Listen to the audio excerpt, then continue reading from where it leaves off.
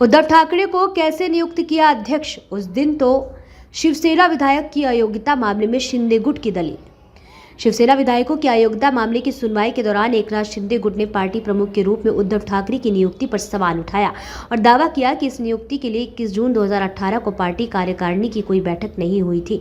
शिंदे गुट ने याचिकाओं से संबंधित साक्ष्य प्रस्तुत करने के लिए स्पीकर से और समय भी मांगा। सुनवाई के दौरान उद्धव ठाकरे गुट की तरफ से विरोध किया गया। इसके बाद स्पीकर राहुल नार्वेकर ने सुनवाई के लिए अगली तारीख 2 नवंबर निर्धारित कर दी। सुप्रीम कोर्ट की सख्ती के बाद स्पीकर राहुल नार्वेकर ने शिंदे गुट को अपने साक्ष्य प्रस्तुत करने के लिए 25 अक्टूबर को डेडलाइन दी थी। इस मामले में सुप्रीम कोर्ट में अगली सुनवाई 30 अक्टूबर को निर्धारित है।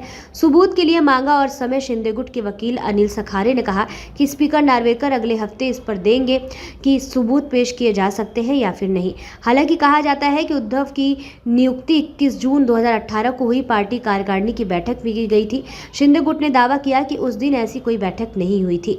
शिंदे गुट की तरफ से कहा गया कि यह देखा जाए कि मुख्य राजनीतिक दल कौन सा है, कौन विहिप की नियुक्ति कर सकता है, विहिप देने का माध्यम क्या है। शिंदे गुट ने मांग की कि हमें और सबूत देने का मौका दिया जाना चाहिए। सुप्रीम कोर्ट ने खींची है लक्ष्मण रेखा।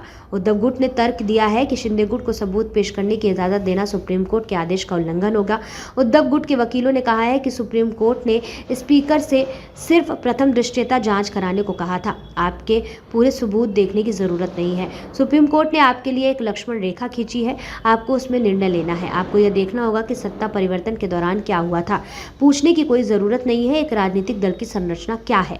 शिंदे गुट की याचिका पूरी तरह से अवैध है। आपको ऐसा कोई निर्णय नहीं लेना चाहिए जिससे सुप्रीम कोर्ट की कार्यप्रणाली पर प्रभावित हो। 6 कैटेगरी में बांटी थी याचिकाएं। इस महीने की शुरुआत में स्पीकर नार्वेकर ने अयोग्यता मामले में 34 याचिकाओं को 6 कैटेगरी में विभाजित किया था। शिवसेना यूबीबी की तरफ से 4 कैटेगरी में याचिकाएं हैं, जबकि शिंदे के नेतृत्व वाली शिवसेना की तरफ 2 कैटेगरी में याचिकाएं दायर की है। पिछले साल जून में एकनाथ शिंदे, जो उस समय उद्धव ठाकरे कैबिनेट में मंत्री थे, उन्होंने पार्टी में बगावत कर दी और बीजेपी के साथ गठबंधन कर मुख्यमंत्री पद हासिल कर लिया। इसके बाद विधायकों की अयोग्यता का मामला विधानसभा स्पीकर और फिर सुप्रीम कोर्ट पहुंचा था।